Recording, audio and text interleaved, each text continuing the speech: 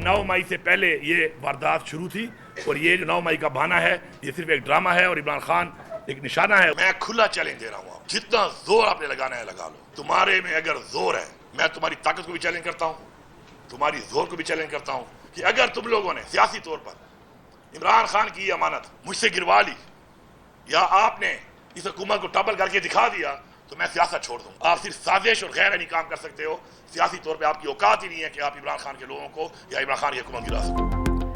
9 मई बहाना, बानी पीटीआई निशाना, जितना जोर लगाना है लगा लो। आईनी तरीके से हमारी हुकूमत गिरा दी तो सियासत छोड़ दूंगा। वज़ीर आला KP अली अमीन गंडापुर का मुखालिफिन को चैलेंज। 26वीं तरमीम को पाकिस्तान की अदलिया और निज़ाम पर धब्बा करार दिया। बोले हमारा मैंडेट चोरी करके मखसूस सीटें भी छीन ली गईं। कोई समझता है कि तहरीक इंसाफ में दरार पैदा कर सकता है तो ये इसकी भूल है। पीका एक्ट समेत जो कुछ हो रहा है वो कौम को गुलाम बनाने की कोशिश है। हकीकी आज़ादी के लिए जदोजहद जारी रहेगी।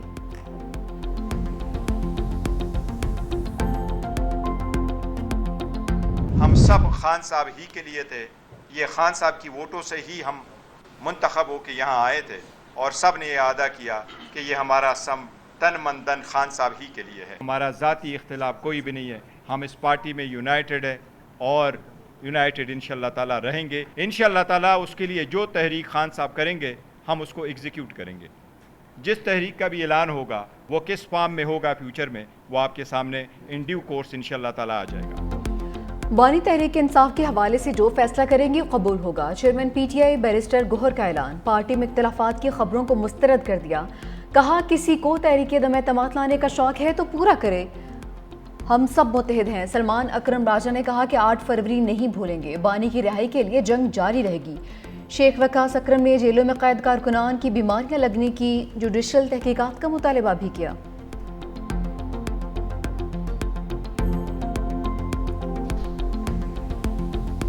हुक्मरान इत्तेहाद को फिर 2/3 अक्सरियत मिल गई। बड़ी अदालत के फैसले पर इलेक्शन कमीशन ने 76 मखसूस सीटें बहाल कर दी। कौमी असम्बली में 235 सीटों पर इत्तेहादी बराजुमान। नून लीग का मजमूई स्कोर 123, पीपल्स पार्टी की 74 सीटें। JUI के अरकान की तादाद 10 हो गई। कौमी असम्बली में KP की खवातीन की 5 मखसूस सीटें बहाल। नून लीग और पीपल्स पार्टी को 2-2, JUI को 1 सीट मिली। पंजाब से कौमी असम्बली की 11 मखसूस सीटों पर अरकान की वापसी। नून लीग के हिस्से में 10 और पीपल्स पार्टी के हिस्से में 1 सीट आई।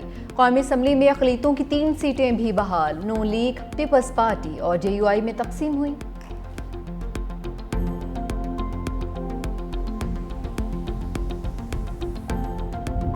बिलावल भुट्टो की घन गरज, गूंज भारत से काबुल तक सुनाई दी। सरहद पार से हमले कबूल नहीं।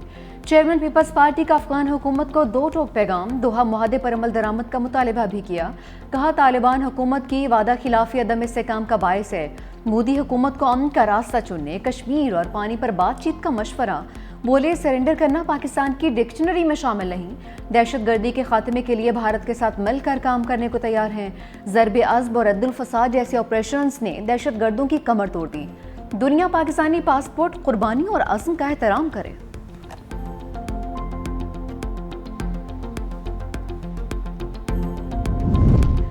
भारतीय वज़ीर ख़ारजा जयशंकर ने पाकिस्तान के बड़े हमले के खौफ की वजह से जंगबंदी पर रजामंद होने का एतराफ़ कर लिया। अमरीकी मैगज़ीन को इंटरव्यू में कहा कि 9 मई की रात अमरीकी नायब सदर JD वेंस ने वज़ीर आज़म मोदी को फ़ोन किया और कहा कि अगर भारत ने कुछ बातें तस्लीम ना की तो पाकिस्तान भारत पर बहुत बड़ा हमला करने जा रहा है।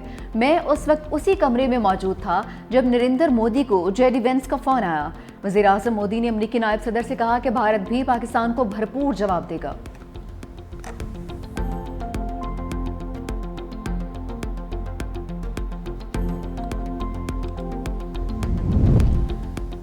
झूठे भारत और चालाक मोदी का प्रोपेगेंडा फिर राफेल की तरह मुंह के बल गिर पड़ा। सिफारती मुहाज पर भी बदतरीन शिकस्त। हमले पर क्वाड ममालिक ने बयानिया मुंह पर दे मारा। हिंदुस्तान, अमेरिका, जापान और ऑस्ट्रेलिया के वज़ीर ख़ारजा को कायल करने में नाकाम।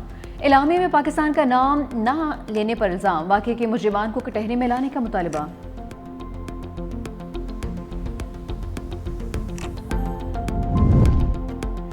Air chief marshal Zaheer Ahmad Babar Sidhu का दौरा अमरीका।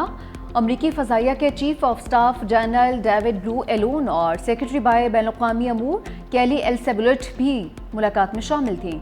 2 तरफ़ा अस्करी ताउन باہمی امور اور ٹیکنالوجی کے تبادلے پر اتفاق ہوا۔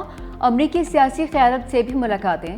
ISPR کے مطابق 1 دہائی سے زیادہ عرصے میں یہ کسی بھی حاضر سروس سربراہ کا پہلا دورہ ہے جو دونوں ممالک کے دفاعی تعلقات میں اہم سنگ میل ثابت ہوا۔ دورے سے نہ صرف ادارہ جاتی روابط مضبوط ہوئے بلکہ علاقائی اور عالمی سیکیورٹی کے کلیدی امور پر بھی توجہ مرکوز کی گئی۔ ملاقاتیں اسٹیٹ ڈپارٹمنٹ، پینٹاگون اور کیپٹل ہل میں ہوئیں۔ وزیراعظم سے گورنر KP کی ملاقات۔ فیصل کریم کنڈی نے ثانیہ سوات پر بریفنگ دی۔ وزیراعظم شہباز شریف کا قیمتی جانوں کے ضیاع پر اظہار افسوس۔ متعلقہ اداروں کو ایسے واقعات کی روک تھام کے لیے اپنی استعداد بڑھانے کی ہدایت۔ گورنر KP نے ڈوبنے والے خاندان کی رہائش گاہ کا دورہ کیا، لواحقین کے ساتھ تعزیت بھی کی۔ کہا کہ واقعہ صوبائی حکومت پر سوال کا نشان ہے، غیر جانبدارانہ انکوائری ہونی چاہیے۔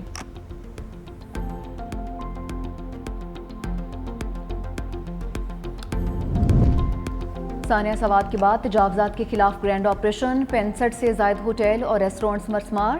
سیاحتی مقام ہرنو میں بھی تجاوزات کے خلاف آپریشن۔ ایبٹ آباد میں آبی گزرگاہوں کے اطراف 200 فٹ پر تجاوزات ہٹانے کا کام جاری۔ دوسری جانب ثانیہ سوات پر پشاور ہائی کورٹ میں سماعت۔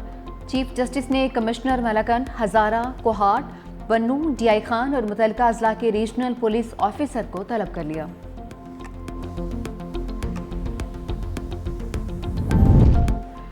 پنجاب کی سیاسی پچ اپوزیشن کے لیے انتہائی خطرناک۔ 26 ارکان پر پہلی وار میں داخلے پر پابندی۔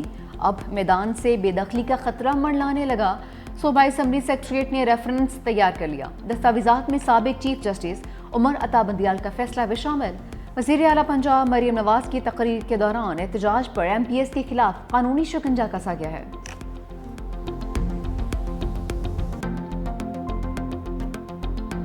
المیہ یہ ہے کہ جن پارٹیز نے الیکشن میں 20 سیٹیں جیتی تھیں، وہ PMLN ہو، پیپلز پارٹی ہو، ANP ہو، JUIF ہو، جن کو جنرل الیکشن میں 20 سیٹیں ملی ہیں انہیں ریزرو میں 32 مل گئی ہیں۔ مرکز کے اندر بھی پریشان ہونے کی ضرورت ہے ویسے، PTI کو نہیں گورنمنٹ کو، رولنگ پارٹی کو، کہ شاید جو کوئی اتحادی ہے وہ مین سیٹ پہ نہ چلا جائے۔ پہلے ہماری باری تھی پریشان ہونے کی نا، ٹھیک ہے، ہم تو ہو آئے ہیں 3 سال، یہاں تک پہنچ گئے ہیں۔ یہ جو 3 سال سے بیٹھے ہیں یہ اپنی طبی عمر پوری کر چکے ہوئے ہیں، ٹھیک ہے، اب ان کی باری ہے، یہ دیکھیں کہ ان کے اندر سے کیا ہونے والا ہے۔ سربراہ سنی اتحاد کونسل حامد رضا نے مرکز میں تبدیلی کا اشارہ دے دیا۔ 365 نیوز کے پروگرام گراؤنڈ زیرو میں دعویٰ کیا کہ اب مرکزی حکومت اپنی خیر منائے، آنے والے چند ہفتوں میں کوئی حکومتی اتحادی دائیں بائیں بھی ہو سکتا ہے۔ بولے PTI کی پریشانی کا وقت اب ختم ہو چکا، گھبرانے کی باری حکومت کی ہے۔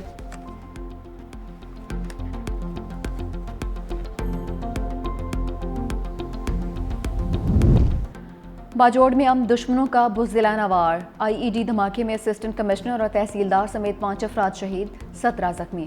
ضلع انتظامیہ کے مطابق دہشت گردوں نے اسسٹنٹ کمشنر کی گاڑی میں نصب بارودی مواد سے دھماکہ کیا۔ شہداء کی نماز جنازہ پولیس لائن باجوڑ میں سرکاری اعزاز کے ساتھ ادا۔ وزیراعظم شہباز شریف کی واقعے کی مذمت۔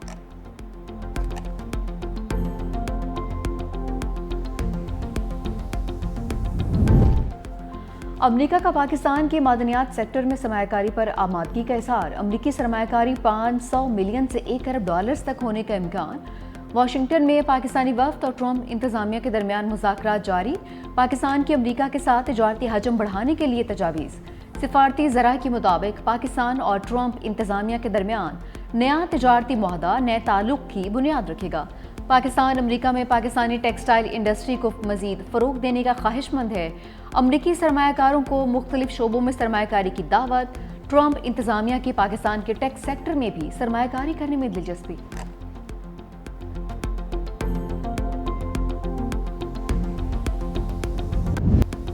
پاکستان سٹاک مارکیٹ ریکارڈ بلندی پر، انڈیکس 2144 پوائنٹس اضافے کے ساتھ 1,30,344 پوائنٹس پر پہنچ گیا۔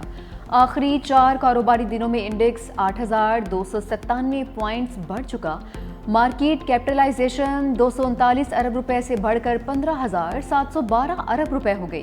انٹر بینک میں ڈالر کی قدر میں بھی 4 پیسے کا اضافہ 283 روپے 80 پیسے کا ہو گیا۔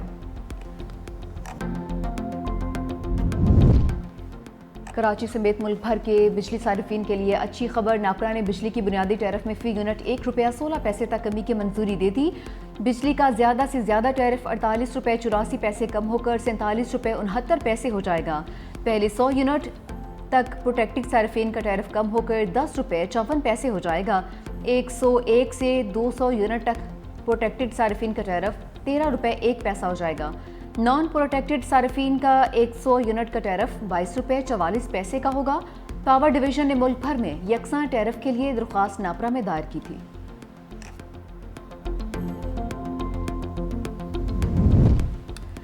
وزیراعظم شہباز شریف سے پاکستان میں سعودی سفیر نواف بن سعید المالکی کی ملاقات. وزیراعظم کا خادم حرمین شریفین شاہ سلمان اور سعودی ولی عہد شہزادہ محمد بن سلمان کے لیے پرخلوص جذبات کا اظہار. وزیراعظم نے مشرق وسطیٰ میں امن کے لیے سعودی عرب کی کوششوں کی تعریف کی. پاکستان اور بھارت میں جنگ بندی کے لیے مفاہمت پر بھی سعودی عرب کے کردار کو سراہا.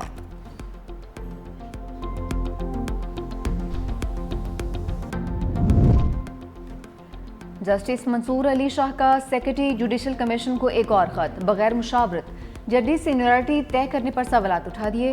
لکھا آرٹیکل 200 کے تحت صدر مملکت سینیورٹی طے کرنے سے پہلے چیف جسٹس سے مشاورت کے پابند تھے. صدر مملکت نے جلد بازی میں خود ہی سینیورٹی طے کی تھی. معاملہ انٹرا کورٹ اپیل میں بھی زیر التوا ہے. ذرائع کے مطابق جسٹس منصور شاہ نے خط گزشتہ روز جوڈیشل کمیشن کے اجلاس سے پہلے لکھا تھا. پاکستان کا اسٹریٹجک بٹ کوائن ریزرو قائم کر کے ڈیجیٹل معیشت کی جانب تاریخی قدم. وزیراعظم کے معاون خصوصی بلال بن ثاقب نے عالمی سطح پر پاکستان کی نئی پہچان متعارف کروا دی. پاکستان میں پہلی ڈیجیٹل ایسیٹس اتھارٹی کے قیام کا بھی اعلان. اوورسیز پاکستانیوں کے لیے اسٹیبل کوائنز کے ذریعے ترسیلات زر مزید آسان اور سستی ہونے کی توقع. اقدام عالمی سرمایہ کاری کے لیے راہیں بھی ہموار کرے گا.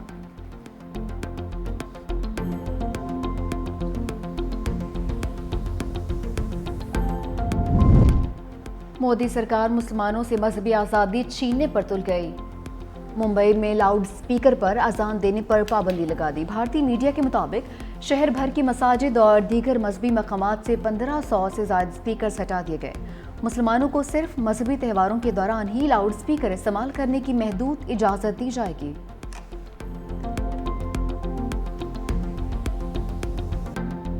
غزہ میں صہیونی فوج نے نہتے فلسطینیوں پر قیامت ڈھا دی. 24 گھنٹوں میں مزید 60 سے زائد فلسطینی موت کی آغوش میں چلے گئے.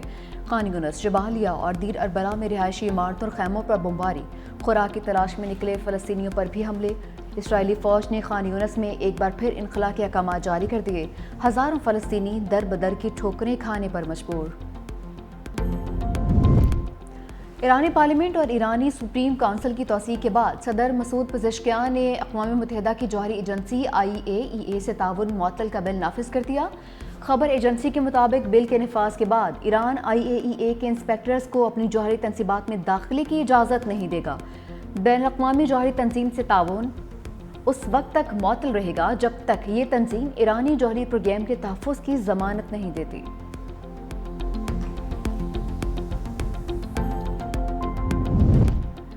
ایرانی وزیر خارجہ عباس عراقچی نے فردو جوہری تنصیب کو شدید نقصان پہنچنے کی تصدیق کر دی. امریکی میڈیا کو انٹرویو میں کہا کسی کو قطعی طور پر معلوم نہیں تھا کہ فردوں میں کیا ہوا ہے، لیکن جو ہم جانتے ہیں وہ یہ ہے کہ امریکی بمباری سے فردو جوہری تنصیب کو شدید اور سنگین نقصان پہنچا ہے.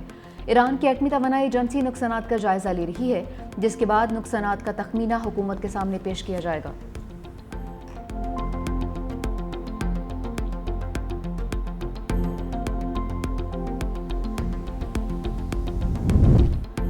ایشیا کپ بھارت کے بجائے نیوٹرل وینیو دبئی میں ہوگا. ایونٹ میں روایتی حریفوں پاکستان اور بھارت کے درمیان 3 بار ٹاکرے کا امکان. بھارتی میڈیا کے مطابق 5 ستمبر سے شروع ہونے والے ٹورنامنٹ میں پاکستان اور بھارت کا گروپ سٹیج کا مقابلہ 7 ستمبر سے کھیلا جائے گا. دوسری بار سپر 4 سٹیج میں روایتی حریف آمنے سامنے ہوں گے. T20 فارمیٹ میں ہونے والے ایشیا کپ کا فائنل 21 ستمبر کو کھیلا جائے گا.